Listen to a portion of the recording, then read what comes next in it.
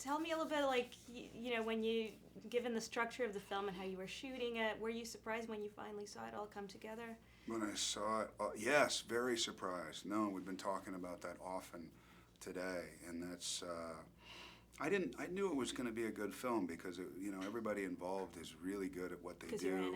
And no, I really don't, I was a little lost in the film, and I said no in the beginning because I wasn't sure what I could do with it, or if I was, sometimes you get a little insecure and you don't know what you can bring to a blueprint. It's like, I don't know how to flesh this out. And we had just finished Everest, and I was kind of done with it, I was exhausted, and so when we finally did it, and through Denis and come on, and this is what we'll do, and we'll tear it apart and put it back together. Once we finished the film, I think I was still in that exhausted mode, and then I saw the film, and I was like, what happened? Like, how did this guy who seemed like he didn't know what was happening actually put together this special of a film? And it just, he's a great filmmaker. I mean, there's not a lot of great filmmakers. He's a great filmmaker. And your character, he's very, kind of walks the line. He's definitely on the fringe. Do you think he has a line, or, what sort of drives him?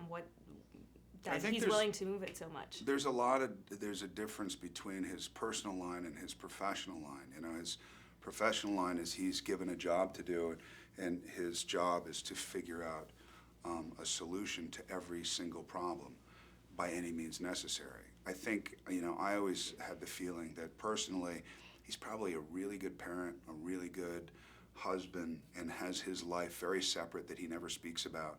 But then when it comes to his job, it's, he's so comfortable in the violence that it's scary, So I don't know how he would divide the two in the way that he is, because we don't see the other side of it. But he's a scary character to me. There's something very unnerving about how calm he is. Well, and in terms of just the, fighting fire with fire, it feels like a blown-out, full-out war. Yeah, so it does. Is there, does that work? Do we need fire to fight fire? That's a very political question, and it's something that I don't know.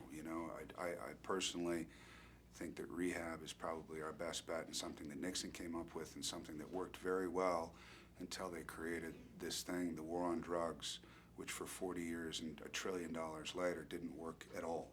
Hasn't worked in the least, not even 1%. So whatever Nixon came up with, I think, is probably a good version or possibility that we could go back to and see if maybe that does something different. It's amazing how quickly people are willing to sort of go into the extremes. Well, yeah, because they like conviction. It's like people, responding to Donald Trump. It's like you go, how can anybody actually be okay with that? And you go, it's the level of conviction. It's that whole Americana thing of like seeing something, doing something, and not caring what people think. There's something attractive to that, to people about that. And I get it. I totally get it. It's just sometimes it's wrong. You know what I mean?